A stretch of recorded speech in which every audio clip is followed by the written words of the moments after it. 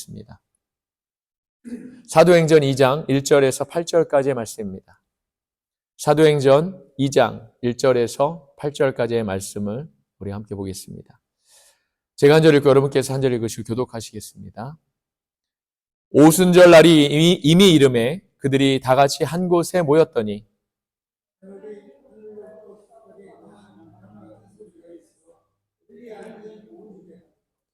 마치 불의 혀처럼 갈라지는 것들이 그들에게 보여 각 사람 위에 하나씩 임하여 있더니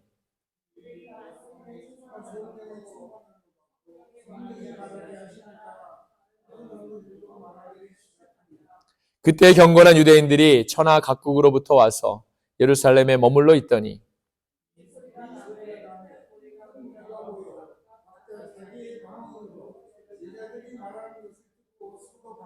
다 놀라 신기하게 여겨 이르되 보라 이 말하는 사람들이 다 갈릴리 사람이 아니냐.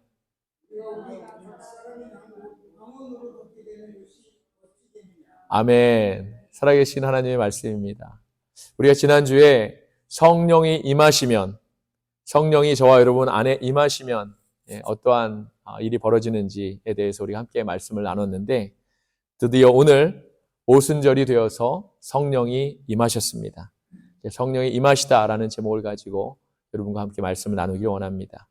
성경에 보니까 오순절 날이 이미 이름에 그들이 다 같이 한 곳에 모였더니 라고 말씀하고 있습니다. 오순절이란 6월절 이후에 50일이 되는 날을 말합니다. 예수님은 부활하신 후에 40일 동안을 이 땅에 계셨지요. 그러니까 예수님이 승천하시고 열흘이 지나서 이제 오순절이 임한 것입니다. 예수님이 승천하신 이 열흘의 시간은 그냥 보통의 열흘이 아닙니다. 여느 때와 같은 그런 열흘이 아닙니다. 제자들에게 있어서는 너무나도 중요하고 또 제자들에게 꼭 필요한 시간이었다고 이렇게 성경은 우리에게 말하고 있지요. 이 기간에 제자들은 세 가지의 일을 하게 됩니다. 첫째는 예루살렘을 떠나지 말고 아버지의 약속하신 것을 기다리라는 그런 주님의 말씀에 제자들은 순종합니다. 둘째, 그들은 예수님이 살아계실 때 자주 함께 모였던 다락방에 모여서 마음을 합해서 그들 온 마음을 다해 합해서 전심으로 그렇게 기도했다고 했지요. 그리고 셋째, 그들의 기도 중에 성령께서 베드로에게 역사하게 된 것입니다. 베드로가 갑자기 일어나 예언을 하는데 가룟 유다를 대신해서 예수님의 삶과 부활을 증거할 사도를 한 명 택해서 12명을 채우라는 그런 말씀이었던 것입니다. 그래서 그들은 요셉과 마띠아 두 사람을 놓고 제비를 뽑습니다. 그래서 마띠아가 선택되었지요. 그리고 그들은 또 이제 조용히 기다리고 있었습니다. 기도하며 기다리고 있었다는 겁니다. 바로 그때가 마침 오순절이 시작되는 때였다고 성경은 말합니다. 성경에는요, 우리가 읽었지만 오순절 날이 이미 이름에라고 이렇게 말하고 있습니다. 오순절의 전도 아니고 오순절의 후도 아닙니다. 오순절이 시작되는 바로 그 순간이라는 그런 말씀입니다. 지금 그 순간이 지나가고 있는 그때에 엄청난 일이 생긴 것입니다. 사랑하는 여러분, 하나님은 언제나 정확하게 일을 하시는 줄 믿습니다. 할렐루야! 하나님은 일찍 오시는 법도 없고 늦으시는 법도 없으십니다. 이것이 바로 하나님의 때인 것입니다. 하나님은 정확하게 당신의 때에 당신의 일을 하시는 분인 줄 믿습니다. 우리가 믿음을 가지면요, 이렇게 하나님의 시간, 이 시간을 우리가 이해할 수 있다고 저는 믿습니다. 죽을 때를 알게 되고 내가 꺾여야 될 때를 알게 되고 우리가 많은 순간 꺾이지 않고 이 자존심 때문에 계속 살아있지 않습니까? 그런데 우리가 믿음을 가지면 우리가 꺾여야 될 때를 알게 되고 포기해야 할 때도 알게 되는 것이지요. 그리고 그 순간에 그 모든 것을 하나님께 맡길 수 있는 믿음을 갖게 된다는 겁니다. 하지만 믿음이 없는 사람은 그것을 알지 못합니다. 마치 영원히 살 것처럼 살고 있지요. 때를 이해하지 못합니다.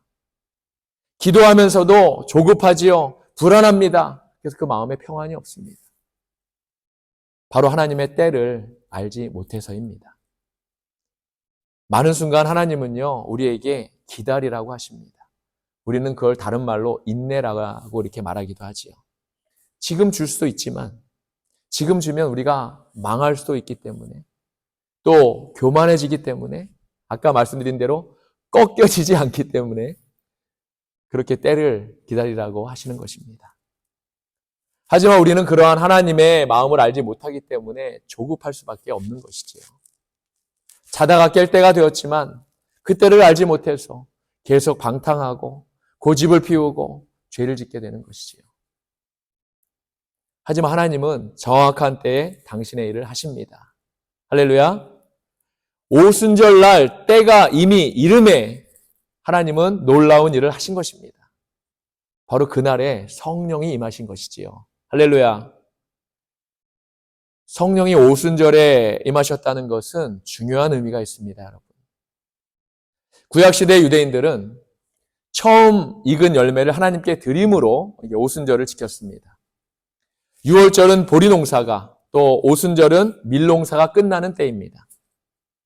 이 두 절기 사이의 기간이 50일입니다. 그래서 오순절이라고 하지요. 이렇게 유월절 후에 7주가 7번 계속되어서 오순절을 다른 말로 7.7절이라고도 부릅니다. 또 다른 이름으로 맥추절, 또 혹은 초실절 이렇게 부릅니다. 이때는 모든 첫 열매를 하나님께 드리는 그런 축제의 날인 것입니다. 바로 이러한 때에 성령이 임하신 것입니다. 우리에게 더 놀라운 사실은요, 유월절을 지키는 부활절이 주일입니다. 또 오순절도 주일이라는 사실입니다. 오순절에는 노동을 하지 않습니다. 그런데 하나님께 제사를 드리고 그 기쁨을 찬양으로 드리는 그것이 바로 오순절인데, 예수님이 부활하신 그날, 성령이 임하신 그날이 다 주일이라는 사실이 참 놀랍습니다, 여러분. 또 사도 요한이 반모섬에서 성령의 계시를 받은 때도 주일이었습니다.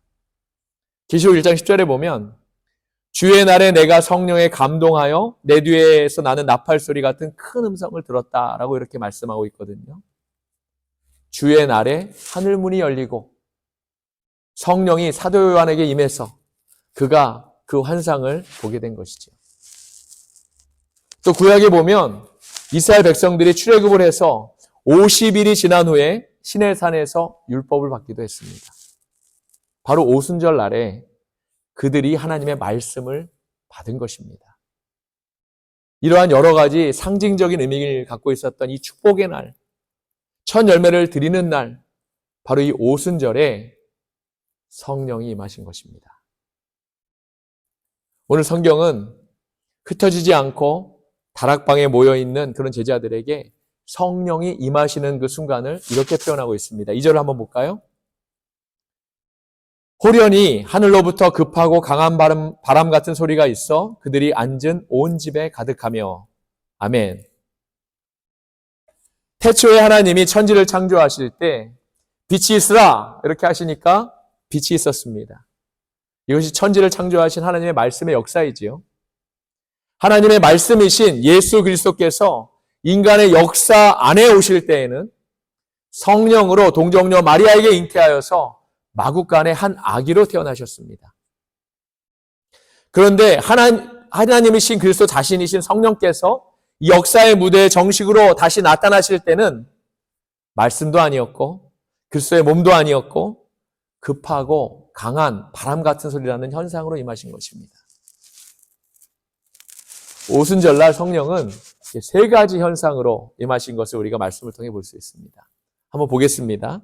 첫째는 성령은 청각적으로 임하셨습니다. 급하고 강한 바람 같은 소리가 난 것인데 이것은 바람 소리는 아니지요. 바람 같은 소리라고 했습니다. 이것은 영적인 소리, 하늘에서 온 소리인 줄 믿습니다. 들어본 저만 아는 그런 소리였던 겁니다. 그럼에도 그것은 분명한 소리였습니다. 120명이 동시에 함께 들었던 그 소리는 하늘의 소리였고 숨소리였고 하나님의 호흡이었던 것입니다. 에스겔서 37장에 보면 생기라는 말이 나옵니다. 생기야, 저 뼛속으로 들어가라 하니까 하나님의 생기가 그 뼛속으로 들어가서 죽어있던 뼈들이 움직이기 시작했다고 하지 않았습니까, 여러분? 이것이 바로 성령의 역사입니다. 이와 같이 성령의 바람이 분 것이고 그 바람은 그냥 바람이 아니라 하나님의 호흡이었고 하나님의 영이었던 것입니다. 바로 하나님의 생기였던 것이지요.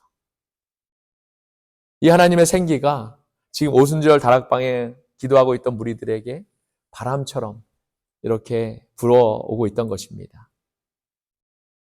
이것이 오순절의 시작입니다, 여러분. 저는 지금 이 자리에 계신 저 여러분 우리 모두가 하나님의 호흡을 체험할 수 있기를 바랍니다. 오늘 이 자리에 성령님의 강하고 정말 급한 그런 바람이 예배당을 가득 채울 수 있기를 소원합니다. 할렐루야. 제자들에게 나타난 그 오순절 성령의 사건은 이렇게 청각적이고 그 공간을 완전히 지배하는 그런 사건이었습니다. 성령께서 그 모든 공간을 다 지배하시게 된 것입니다. 가득 채우신 것이지요. 오순절날 성령이 임할 때 나타난 두 번째 현상은 시각적인 현상입니다. 3절을 보겠습니다. 마치 불의 혀처럼 갈라지는 것들이 그들에게 보여 각 사람 위에 하나씩 임하여 있더니. 아멘. 이제 불이 타오르는 모습을 보면 하늘을 향해서 갈라진 혀처럼 보입니다. 그렇게 보이나요, 여러분? 촛불 보니까? 네. 이렇게 강력한 어떤 불 같은 것이 그곳에 있는 모든 사람에게 보였다고 했습니다. 불이 타는 모습은 흡사, 혀의 모습과 비슷한데 모든 사람에게 보였다는 것이죠. 그런데 그 불은 한 곳에 이렇게 덩어리로 뭉쳐있는 것이 아니라 각 사람의 머리 위에 임했다고 이렇게 말씀하고 있죠. 저는 오늘 이 시간 저 여러분이 이런 성령의 역사를 보게 되기를 원합니다. 느끼게 되기를 원합니다, 여러분. 하나님의 음성을 듣게 되기를 원합니다. 그런데 이 불은 출애굽기 3장에 나왔던 바로 그 불입니다. 그것은 하나님의 거룩한 불입니다. 모세가 시내산에 올라갔을 때 이 불을 보았습니다. 또한 바로의 눈을 피해서 40년을 광야에서 생활하던 모세가 어느 날 떨기나무에 불이 붙은 것을 보았지요. 모세는 이 불을 보면서 두 가지의 이상한 생각이 듭니다. 하나는 불이 사라지지 않고 계속 붙어 있는 겁니다. 모든 불은 나무와 같은 그런 재료를 넣어야 불이 붙지요. 그리고 나무가 다 타서 없어지면 불도 꺼지게 됩니다. 하지만 이 불은 영원히 꺼지지 않는 불이었다는 겁니다. 그리고 또 한 가지 놀라운 것은 그 불이 계속 붙어 있는데도 나무가 타지 않았다는 사실입니다. 모세는 이 두 가지가 참 놀라웠습니다. 그 불은 바로 하나님의 불이었기 때문입니다. 열왕기상 18장에도 보면 이 불이 또 한 번 나타납니다. 엘리야 선지자가 450명의 바알 선지자와 갈멜산에서 대결할 때 또 한 번 이 성령의 불이 나타납니다. 하나님의 불은 엘리야가 만들어 놓고 물을 부었던 그 12제단을 아주 강력하게 그곳에 임하셔서 강력하게 그 제단을 완전히 불태우십니다.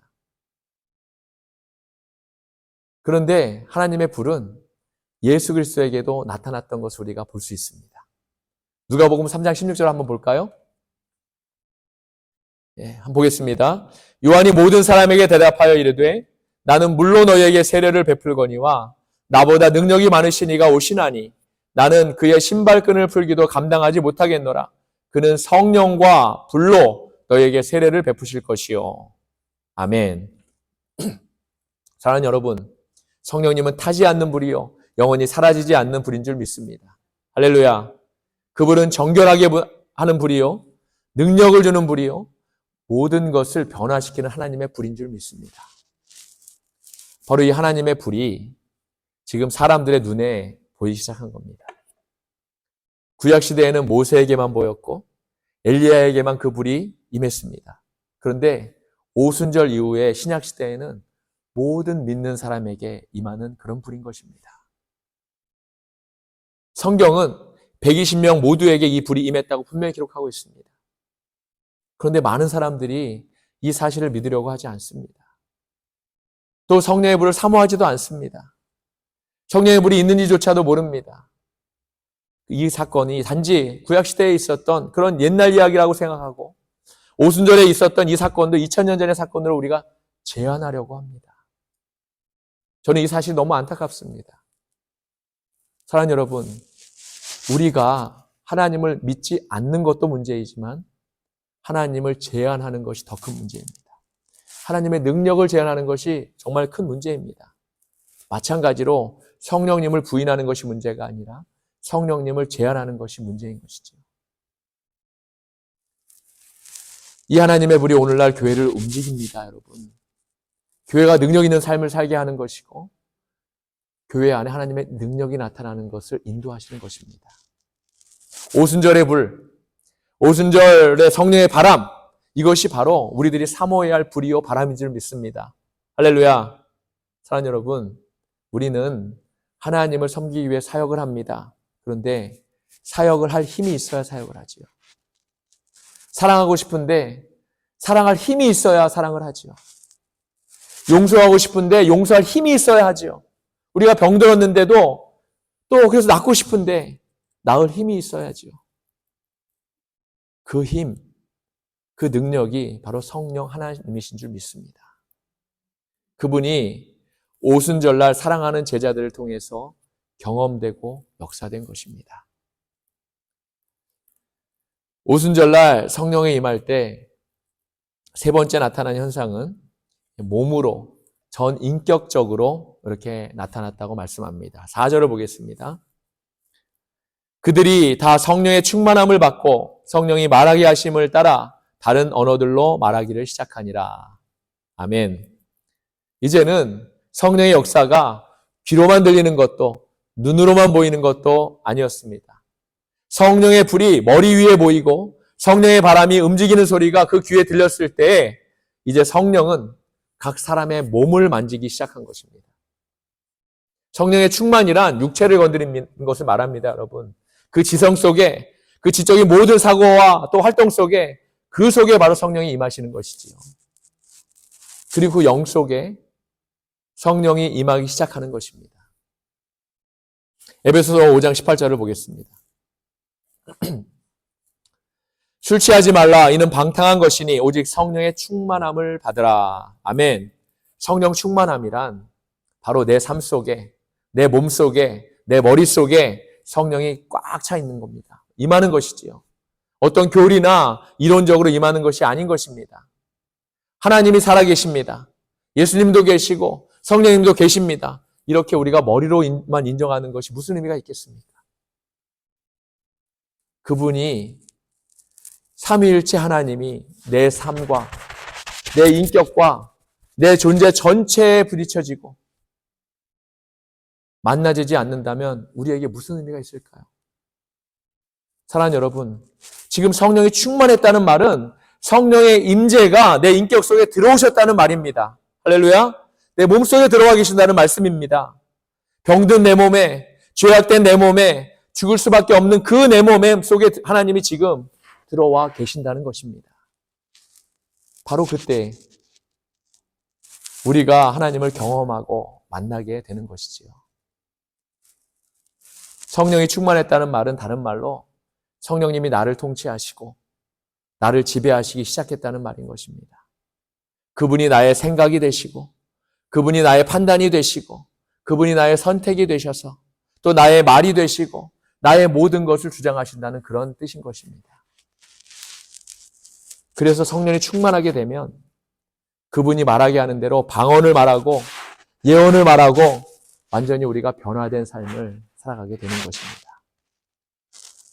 이와 같이 성령의 충만함을 받는 것은 우리의 전 인격적인 그런 변화와 체험이라는 사실입니다, 여러분.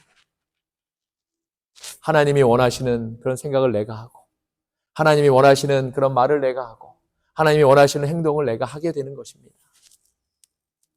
오늘 저와 여러분에게 이러한 일이 있게 되기를 주님의 이름으로 축원합니다. 아멘. 만약 여러분이 옆 사람이나 또 주위의 사람을 볼 때 저 사람은 과연 구원을 받았을까?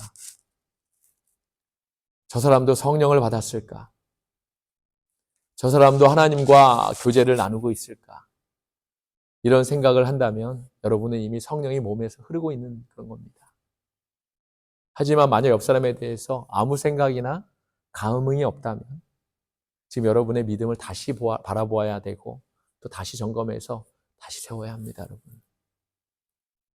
사랑하는 여러분, 예수를 믿는 사람은요, 누구를 만나도 기쁩니다. 할렐루야? 감격스러운 것이죠. 어떤 일을 만나도 이 일에 대한 하나님의 역사하심에 대한 기대가 있습니다. 그것이 좋은 일이든 나쁜 일이든 상관없는 것이죠. 우리의 인생이 더 이상 내 인생이 아니라 그분의 삶이기 때문입니다. 그분이 주장하시기 때문이지요. 이제는 내가 사는 것이 아니라 내 안에 예수 그리스도께서 사는 것이기 때문에 그분이 기뻐하는 것을 내가 기뻐하고 그분이 슬퍼하는 것을 내가 슬퍼하고 그분이 가기를 원하는 곳에 내가 가는 것입니다. 그럼에도 사람을 바라볼 때 아무 감흥이나 관심이 없으신 분들이 이 자리에 계시다면 이렇게 기도하시길 바랍니다. PPT 한번 띄워주시기 바랍니다. 함께 읽겠습니다. 성령님 오시옵소서. 내 영혼에 지진이 일어나게 하옵소서. 귀가 열려서 하나님의 음성을 듣게 하여 주옵소서. 제 눈이 열려서 불이 보이게 하옵소서. 성령의 불이 제 가정에도 임하고 제게도 임하고 우리 교회에도 임하고 이 땅의 모든 교회에 임하게 하옵소서.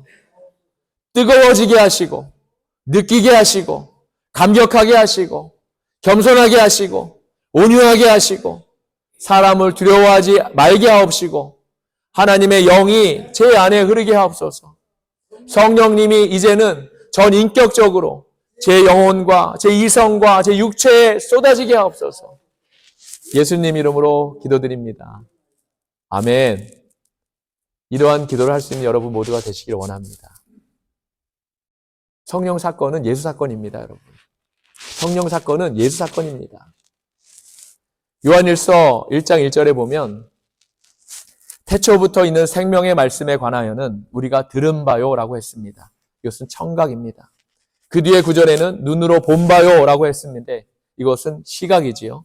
또 그 뒤에 우리가 주목하고 우리의 손으로 만진 바라라고 했는데 이것은 전인격적인 경험인 것입니다. 요한 사도도 이걸 알았던 거예요.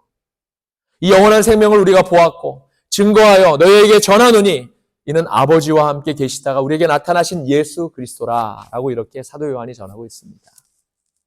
이분이 바로 오순절에 임했던 인격적인 성령님이신 겁니다, 여러분.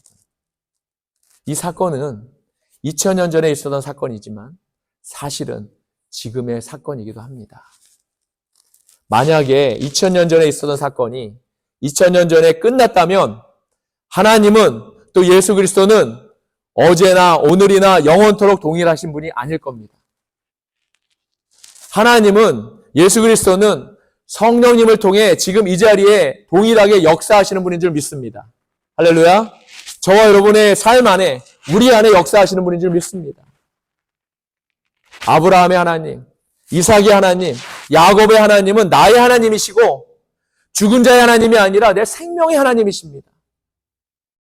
나의 구원의 하나님이시고 말씀하신 하나님이시고 우리 믿는 자에게 역사하시는 하나님이십니다. 오순절 성령의 사건은 단순히 성령이 임하는 그런 사건이 아니라 성령 하나님이 역사에 잉태되는 사건이고 탄생되는 사건입니다. 그러한 모든 이루시는 것이 교회를 통해서 이루시기 위해서 그때부터 교회가 시작된 것이지요. 바로 지금 이제부터 시작되는 것입니다. 말씀을 정리합니다. 오순절에 일어난 성령의 사건은 이 땅의 교회가 시작되는 사건입니다. 할렐루야. 사나운밸리 한인교회가 시작되는 사건인 것입니다. 급하고 강한 바람 같은 소리가 들리고 불의 혀같이 갈라지는 것이 눈에 보이고 성령의 전인격적인 임재가 나타나서 성령의 말하게 하심을 따라 말을 하는 것은 시작에 불과합니다, 여러분. 이제부터 성령이 우리에게, 저와 여러분에게, 우리 교회 안에, 우리 공동체 안에 임하기 시작합니다. 이 성령 사건은 이제부터 끝없이 전개될 것입니다. 얼마나 엄청난 일이 일어나겠습니까, 여러분? 저는 이 성령을 믿습니다. 오순절의 체험을 믿습니다. 저는 우리 모두에게 이 오순절의 체험이 강력하게 일어나기를 소원합니다. 그때 우리는요, 정말 지금까지도 상상할 수 없었던 그런 일을 하게 될 것입니다, 여러분. 저는 그것이 무엇인지는 정확하게 모릅니다. 하지만 분명히 믿는 것은 우리가 하나님의 말씀에 순종할 것을 결심하고 따라갈 때 우리 교회는 이 세상에서 감당할 수 없는, 세상이 절대로 감당할 수 없는 그런 놀라운 일을 하게 될 것이라고 저는 믿습니다. 하나님을 제한하지 마십시오. 성령님을 제한하지 마십시오. 성령님은 위대한 분이십니다. 우리같이 어리석고 연약한 사람들을 통해서 하나님은 엄청난 일을 하십니다. 12명의 제자들을 데리고 예수님이 일을 하셨던 것처럼 우리도 성령님을 체험하면 엄청난 일을 하게 될 것입니다. 주님을 찬양합니다. 이 오순절을 찬양합니다. 오순절의 성령님이 저 여러분 안에 지금 바로 체험되어야 합니다, 여러분. 지금 바로 체험되어야 합니다. 나중에요? 내일에요? 안 됩니다, 여러분. 바로 지금입니다.